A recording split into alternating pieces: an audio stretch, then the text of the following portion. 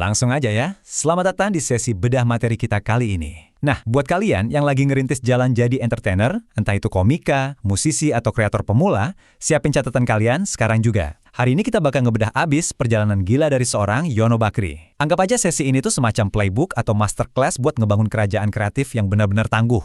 Kita nggak cuma ngomongin hoki di sini ya, tapi murni soal strategi cerdas, konsistensi, dan gimana ngebangun branding yang super kuat. So, langsung aja kita mulai. Coba kalian perhatiin baik-baik deh perbandingan di sini. Kontras banget kan? Ini tuh bukti nyata, senyata-nyatanya kalau latar belakang daerah kalian itu sama sekali bukan batasan buat jadi bintang di level nasional. Bayangin aja, dulu dia tuh cuma pemuda Samarinda yang jaga warnet dibayar 10.000 perak sehari sambil nyambi juga jadi kurir farmasi. Tapi sekarang, dia adalah juara stand-up komedi Indonesia season 10, main di film raksasa kayak Agak Lain, dan bahkan manggung di Pesta Pora. Pertanyaannya, gimana caranya dia bisa bikin lompatan sejauh gitu? Oke, buat ngejawab itu kita bakal ngebahas 4 pilar strategis yang dia pakai. Mulai dari ngejadiin keunikan sebagai senjata, ngebangun kekuatan kolektif, diversifikasi bakat, sampai gimana cara dia mengevolusi ekosistemnya. Kita mulai dari yang pertama. Pilar pertama kita hari ini, jadikan keunikan kalian sebagai senjata. Gini, ini adalah fondasi paling basic dari personal branding.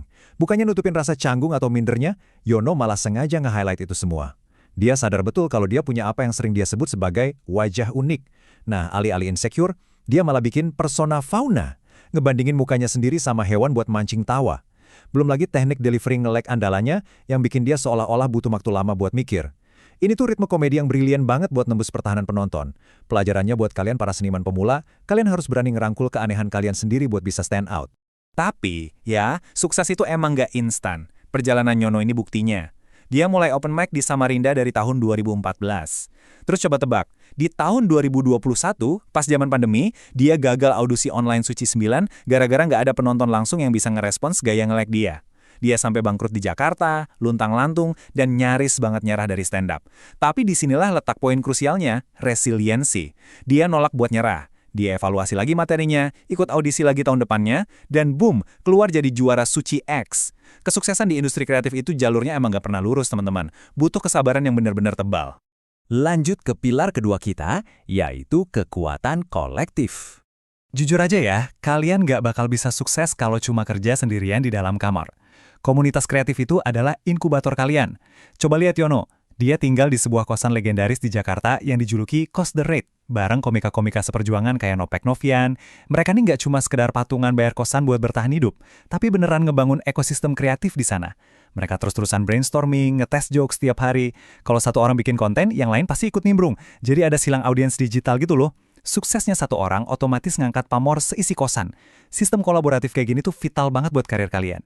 Nah, sekarang kita lihat gimana strategi kolaborasi ini bisa jadi pelipat ganda kesuksesan yang ekstrim. Yono itu mulainya dari sekedar fans yang belajar dari jauh, nontonin video YouTube Raditya Dika di Samarinda tahun 2014. Terus, lewat kerja keras bertahun-tahun, dia berhasil ningkatin value atau nilai dirinya. Hasilnya, di titik sekarang, dia nggak lagi datang sebagai fans, tapi sebagai rekan sejawat. Bayangin aja, Raditya Dika sampai ngisi solo gitar di lagunya Yono yang judulnya Lahuful Mahfuz. Gila kan?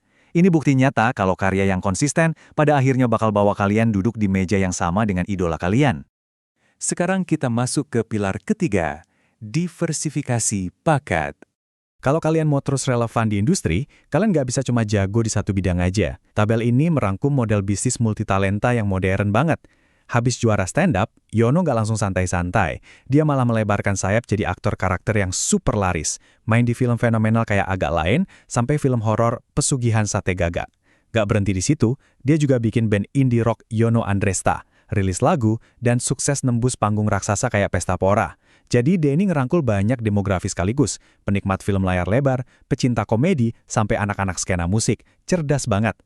Nah, buat kalian artis independen yang lagi pusing nyari traksi, trik promo gerilya ala Yono ini wajib banget ditiru. Jadi, waktu tur stand-up, dia bagi-bagiin lirik cetak ke penontonnya. Dia lungain maksa ratusan orang itu buat nyanyiin lagu bandnya yang padahal belum dirilis sama sekali. Habis itu direkam, terus diupload ke medsos. Otomatis, netizen pada kepo dong. Hah? Ini lagu apa sih kok penontonnya udah pada hafal? Ini tuh semacam jalan pintas atau hack yang brilian banget buat nyiptain engagement dan ngenalin musiknya langsung ke fans komedinya. Terakhir, kita masuk ke pilar keempat, evolusi ekosistem kalian. Di tahap akhir ini, fokusnya adalah mendewasakan personal brand dan nyari cuan langsung dari karya kita, tanpa harus terus-terusan bergantung sama pihak ketiga. Yono sadar dia nggak bisa cuma nunggu tawaran sponsor datang, jadi dia bikin ekonominya sendiri. Dia rilis Yonski Merch buat jualan langsung ke superfansnya dan ngebangun production house sendiri bareng teman-teman kosnya. Dan dari sisi penceritaan pun dia makin matang. Dia nggak cuma ngandelin jokes fisik lagi, tapi mulai ngebahas realita hidup yang lebih personal, kayak pernikahan antar etnisnya. Materi ini bahkan jadi bahan buat tur nasional besarnya nanti. Aku Jawa, dia Cina. Intinya, seiring audiensnya tumbuh dewasa, materinya pun ikut berevolusi bareng mereka. Sumpah, saya suka banget sama kutipan yang satu ini. Teruslah berkreasi, apapun risikonya. Jangan pedulikan hasilnya, yang penting senang melakukannya. Teman-teman, ini adalah mindset mental yang harus banget kalian tanam di kepala sebagai kreator pemula. Di dunia hiburan itu, overthinking soal hasil, mikirin jumlah likes, atau takut karya kita gagal, itu bisa bikin kita benar-benar lumpuh, nggak ngapa-ngapain jadinya. Tapi Yono ngebuktiin, obat dari rasa takut itu ya cuma satu, produksi karya yang konsisten dan tanpa rasa takut. Bikin aja dulu, senang-senang aja dulu, sisanya urusan belakangan. Sebagai penutup sesi bedah materi kita hari ini, saya mau kalian mikirin satu hal ini baik-baik. Kalau seorang mantan kurir obat dan penjaga warnet di Samarinda aja bisa ngubah keanehan dan rasa canggungnya jadi fenomena hiburan tingkat nasional dengan ekosistem bisnis mandiri, masa kalian mau nyerah gitu aja? Apa sih keunikan atau keanehan dalam diri kalian yang sebenarnya hari ini siap kalian jadikan senjata dan kalian monetisasi? Coba deh, boleh petakan ekosistem kalian, cari komunitas yang pas, dan yang terpenting, teruslah berkarya. Oke? Makasih udah dengerin ocehan saya hari ini, sampai ketemu di bedah materi kita selanjutnya.